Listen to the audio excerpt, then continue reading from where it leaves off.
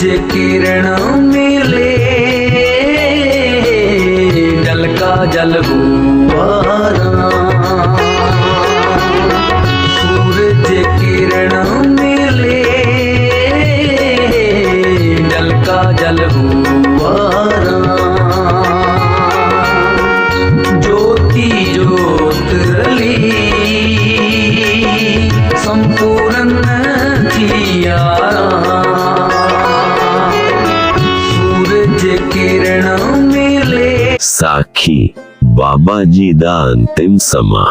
बाबा जी दे अंतिम समय बारे सेवादार संत बलवीर सिंह जी दसदे हन, उस टाइम बाबा जी दी सेवा विच मौजूद सन।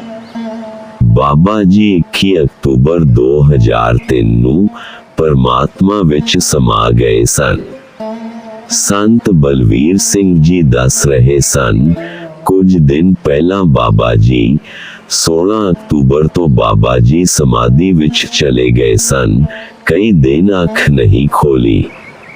20 अक्तूबर शाम 6 बजे दे करीब बाबा जी ने अख खोली, सब वल देखा। जो संगत उस टाइम बाबा जी दे कोल मौजूद सी, उस टाइम बाबा जी नू थोड़ी चाह पिलाई गई, उस टाइम बाबा जी दे बस्तर बदले गए। संत बलवीर सिंह जी दस रहे सन, बाबा जी दियां अखां विच बहुत ज्यादा चमक सी, बहुत तेज प्रकाश सी। साडे कोलों अख नहीं मिलाई गई, नेत्रां दा प्रकाश चलिया नहीं जांदा सी। बाबा जी दोबारा फिर समाधि विच चले गए। फिर रात नू 12:35 ते बाबा जी ने शरीर त्याग करके प्रभु चरना विच लीन हो गए। संगतां नू सदीवी विछोड़ा दे गए। ਇਹ खबर पूरे इलाके विच फैल गई। दूर दुराडे तो संगतां हुम हुमा के बाबा जी दी अंतिम यात्रा विच शामिल होईयां। सारियां संगतां ने अपने अपने शरधा सुमन अर्पित कीते ते अंतिम दीदार कीते। रोंदियां कुरलाउंदियां संगतां नू अलविदा कहे गए। साधु समाज भी काफी इकट्ठा होया, उन्हां ने भी अपने शरधा सुमन भेंट कीते। संगतां ने बहुत विरलाप कीता। ਇਹ रूह ਜਿਹੜੀ ਅੱਜ ਤੱਕ ਸਾਡੇ ਵਿੱਚ ਸੀ, ਮੁੜ ਨਹੀਂ ਮਿਲਣੀ। ਦਰਸ਼ਨ ਤਾਂ ਉਹ ਅੱਜ ਵੀ ਪਿਆਰ ਵਾਲੀਆਂ ਸੰਗਤਾਂ ਨੂੰ ਦੇ ਰਹੇ ਹਨ, ਪਰ ਜੋ ਦੇ ਰੂਪ ਵਿੱਚ ਅਸੀਂ ਉਹਨਾਂ ਦੇ ਕੋਲ ਬੈਠ ਕੇ ਆਨੰਦ ਅਨੁਭਵ ਕੀਤਾ ਸੀ, ਉਹ ਹੁਣ ਸਾਨੂੰ ਨਹੀਂ ਮਿਲਣਾ। ਇਹੀ ਵਿਯੋਗ ਖਾ ਰਿਹਾ ਸੀ। ਇਸੀ ਵਿਜੋਗ ਵਿੱਚ ਅਥਰੂ ਰੁਕਦੇ ਨਹੀਂ ਸਨ, ਅਥਰੂ ਰੋਕਣ ਦੀ ਬਹੁਤ ਕੋਸ਼ਿਸ਼ ਕਰਦੇ ਸੀ। ਬਾਬਾ ਜੀ ਕਿਹਾ ਕਰਦੇ ਸੀ, ਜੇ ਘਰ ਵਿੱਚ ਵੀ ਕਿਸੇ ਦੀ ਮੌਤ ਹੁੰਦੀ ਹੈ ਤਾਂ ਰੋਣਾ ਨਹੀਂ ਚਾਹੀਦਾ, ਕਿਉਂਕਿ ਉਸ ਨੂੰ ਅੱਗੇ ਮਾਰਗ ਵਿੱਚ ਤਕਲੀਫ ਪਹੁੰਚਦੀ ਹੈ। ਪਰ ਇਸ ਨੂਰਾਨੀ ਜੋਤ ਨੂੰ, ਰੱਬੀ ਰੂਹ ਨੂੰ ਕਿਵੇਂ ਭੁੱਲ ਜਾਈਏ। ਉਸਨੂੰ ਤਾਂ ਉਸ ਦਿਨ ਤੋਂ ਅੱਜ ਤੱਕ ਯਾਦ ਕਰ ਕਰਕੇ ਵਿਰਹੇ ਦੇ ਅਥਰੂ ਘੇਰ ਰਹੇ ਹਾਂ। ਉਹ ਭੁੱਲਣ ਵਾਲੀ ਰੂਹ ਹੀ ਨਹੀਂ ਸਨ। ਵਾਰ-ਵਾਰ ਇਹੀ ਬੇਨਤੀ ਹੈ ਉਹਨਾਂ ਦੇ ਚਰਨਾਂ ਵਿੱਚ, ਤੂੰ ਸਾਡੇ ਦਿਲਾਂ ਵਿੱਚ ਇਸੇ ਤਰ੍ਹਾਂ ਵਸਦਾ ਰਹੇ। ਅਸੀਂ ਤੈਨੂੰ ਯਾਦ ਕਰ ਕਰਕੇ ਵਿਜੋਗ ਦੇ ਅਥਰੂ ਤੇਰੇ ਚਰਨਾਂ ਵਿੱਚ ਭੇਟਾ ਕਰਦੇ ਰਹੀਏ। ਹੋਰ ਕੁਛ ਨਹੀਂ ਮੰਗਦੇ ਗੁਰੂ ਜੀ ਤੁਹਾਡੇ ਕੋਲੋਂ। ਦੁਨੀਆ ਦਾ ਧਨ ਦੌਲਤ ਨਹੀਂ ਮੰਗਦੇ, ਦੁਨੀਆ ਦੀਆਂ ਦਾਤਾਂ ਧੀਆਂ ਪੁੱਤਰ ਨਹੀਂ ਮੰਗਦੇ, ਮਾਣ ਵਡਿਆਈ ਨਹੀਂ ਮੰਗਦੇ। ਇੱਕੋ ਇੱਕ ਮੰਗ, हे ਸੱਚੇ ਸਾਈਆਂ ਤੇਰੇ ਚਰਨਾਂ ਵਿੱਚ ਬੇਨਤੀ ਮਨਜ਼ੂਰ ਕਰਨਾ ਜੀ। ਤੇਰੀ ਯਾਦ ਹਰ ਟਾਈਮ ਬਣੀ ਰਹੇ। ਇਹ ਵਿਰਹੇ ਦੇ ਅਥਰੂ ਤੇਰੇ ਚਰਨਾਂ ਵਿੱਚ ਰੋਜ਼ਾਨਾ ਭੇਟਾ ਹੁੰਦੇ ਰਹਿਣ। ਦਾਸ ਦੀ ਤੇ ਸੰਗਤਾਂ ਦੀ ਇਹੀ ਬੇਨਤੀ ਹੈ, ਇਹ ਜਦ ਤੱਕ ਦਮ ਹਨ ਤਦ ਤੱਕ ਨਿਭ ਜਾਵੇ। ਤੇਰੀ ਯਾਦ ਨਾ ਭੁੱਲੇ, ਸਾਨੀਆਂ ਤੇਰੀ ਯਾਦ ਨਾ ਭੁੱਲੇ। ਇਹ ਸਮਾਂ ਫੇਰ ਹੱਥ ਨਹੀਂ ਲੱਗਣਾ। ਹਰ ਪੜਨ ਸੁਣਨ ਵਾਲਾ ਜੀਵ ਵੀ ਜੇ ਤੇਰੀ ਯਾਦ ਵਿੱਚ ਅਥਰੂ ਕੇਰ ਦੇਵੇ, ਤੇਰੇ ਚਰਨਾਂ ਵਿੱਚ ਭੇਟ ਕਰ ਦੇਵੇ ਤਾਂ ਦਾਤਾ ਜੀ ਦਾਸ ਦੀ ਬੇਨਤੀ ਹੈ, ਕਬੂਲ ਕਰ ਲੈਣਾ ਜੀ। ਉਹਨਾਂ ਜੀਵਾਂ ਤੇ ਵੀ ਕਿਰਪਾ ਕਰ ਦੇਣਾ ਜੀ, ਉਹਨਾਂ ਦਾ ਵੀ ਉਦਾਰ ਹੋ ਜਾਵੇ। ਤੁਸੀਂ ਤਾਂ ਮੁਕਤੀ ਦੇ ਦਾਤੇ ਹੋ, ਤੇਰੇ ਘਰ ਕੋਈ ਘਾਟਾ ਨਹੀਂ ਹੈ। ਤੁਸੀਂ ਜਿਸ ਨੂੰ ਵੀ ਚਾਹੇ ਕਿਰਪਾ ਕਰ ਦੇਵੋ, ਬਖਸ਼ ਦੇਵੋ। ਤੁਸੀਂ ਸਮਰੱਥ ਹੋ, ਤੁਰ ਦਰਗਾਹੋਂ ਬਖਸ਼ਣ ਦਾ ਹੁਕਮ ਲੈ ਕੇ ਆਏ ਹੋ। ਮੇਰ ਬਖਸ਼ੋ ਜੀ। ਤੇਰੀ ਯਾਦ ਵਿੱਚ ਇਹ ਨੈਣ ਤੈਨੂੰ ਸਿਜਦੇ ਕਰਦੇ ਰਹਿਣ। ਸਾਡਾ ਸਿਰ ਸਦਾ ਤੇਰੇ ਚਰਨਾਂ ਵਿੱਚ ਝੁਕਿਆ ਰਹੇ। ਤੇਰਾ ਰਹਿਮਤ ਦਾ ਹੱਥ ਸਦਾ ਸਾਡੇ ਸਿਰ ਤੇ ਰਹੇ। ਬਾਬਾ ਜੀ ਦੇ ਸਰੀਰ ਨੂੰ ਅੰਤਿਮ ਦਰਸ਼ਨਾਂ ਤੋਂ ਬਾਅਦ ਇਸ਼ਨਾਨ ਕਰਵਾਇਆ ਗਿਆ। ਸਵਾਮੀ ਨਮੋਨਾਥ ਜੀ ਦੇ ਹੁਕਮ ਅਨੁਸਾਰ ਸਮਾਧੀ ਦਿੱਤੀ ਗਈ। ਹੁਣ ਉਸ ਸਥਾਨ ਤੇ ਸੰਗਤਾਂ ਦੇ ਦਰਸ਼ਨ ਕਰਨ ਵਾਸਤੇ ਸੋਹਣਾ ਮੰਦਰ ਸੁਸ਼ੋਭਿਤ ਕੀਤਾ ਗਿਆ ਹੈ।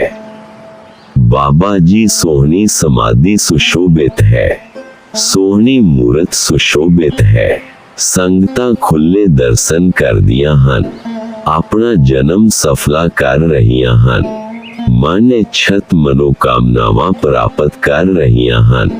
ਬਾਬਾ ਜੀ ਦੇ ਅਸਥਾਨ ਤੇ ਸੇਵਾ ਕਰ ਰਹੇ ਸੰਤ ਬਲਵੀਰ ਸਿੰਘ ਜੀ ਹਰ ਆਏ ਗਏ ਸਰਦਾਲੂ ਨਾਲ ਪਿਆਰ ਕਰਦੇ ਹਨ।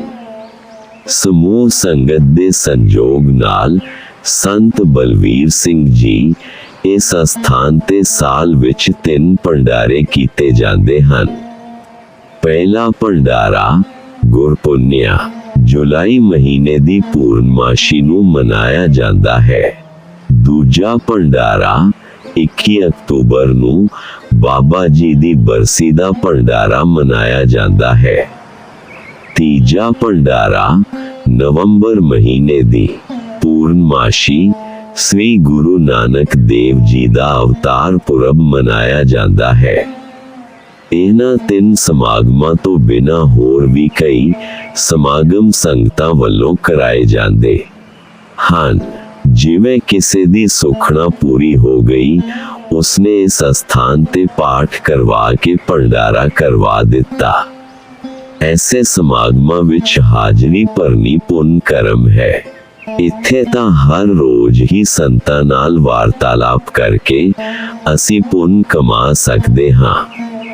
ਤੁਲਸੀਦਾਸ ਜੀ ਰਾਮਾਇਣ ਅੰਦਰ ਲਿਖਦੇ ਹਨ, ਧਨ ਦਾਰਾ ਸੁਤ ਲక్ష్ਮੀ ਪਾਪੀ ਕੇ ਪੀ ਹੋਏ, ਸੰਤ ਸਮਾਗਮ ਹਰ ਕਥਾ ਤੁਲਸੀ ਦੁਰਲਭ ਦੋਏ।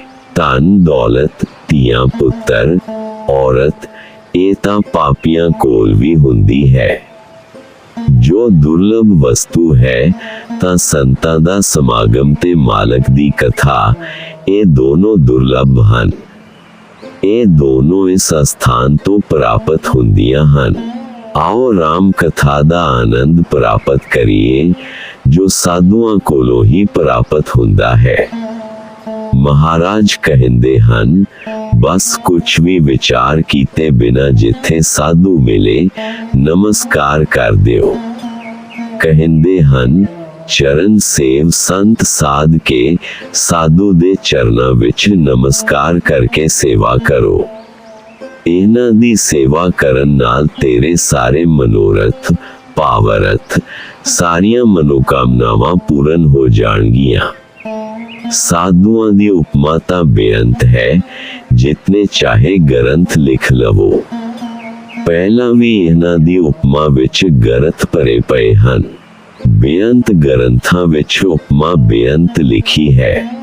ਦਾਸ ਨੂੰ ਵੀ ਸੰਤਾਂ ਦਾ ਹੁਕਮ ਹੋਇਆ, ਬਾਬਾ ਜੀ ਦੀ ਉਪਮਾ, ਉਹਨਾਂ ਦੇ ਕੀਤੇ ਕੌਤਕ, ਉਹਨਾਂ ਦੇ ਕੀਤੇ ਉਪਕਾਰ ਪਰਉਪਕਾਰ ਸੰਗਤਾਂ ਵਿੱਚ ਸਾਂਝੇ ਕਰ ਲਏ ਜਾਣ। ਉਹਨਾਂ ਦੀ ਇੰਨੀ ਬੜੀ ਸਾਧਨਾ ਛੁਪਾਉਣੀ ਨਹੀਂ ਚਾਹੀਦੀ, ਸੰਗਤਾਂ ਵਿੱਚ ਉਜਾਗਰ ਕਰਨੀ ਚਾਹੀਦੀ ਹੈ। ਕਿਉਂਕਿ ਬਾਬਾ ਜੀ ਤਾਂ ਸੰਗਤਾਂ ਨੂੰ ਜ਼ਾਹਰ ਨਹੀਂ ਕਰਦੇ ਸਨ, ਕਿਸੇ ਕਿਸੇ ਪਿਆਰੇ ਕੋਲ ਇਹ ਅਨੁਭਵ ਦੀਆਂ ਗੋਲਾਂ ਕਰ ਦਿੰਦੇ ਸਨ।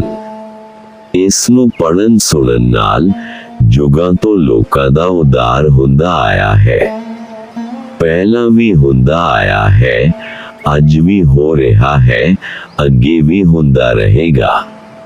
ਇਸੇ ਕਰਕੇ ਗ੍ਰੰਥਾਂ ਦੀ ਰਚਨਾ ਕੀਤੀ ਗਈ ਹੈ। ਪਹਿਲਾਂ ਤਾਂ ਦਾਸ ਵੀ ਸੋਚਦਾ ਸੀ ਇਹ ਰਚਨਾ ਦਾਸ ਕਿਵੇਂ ਕਰੇਗਾ।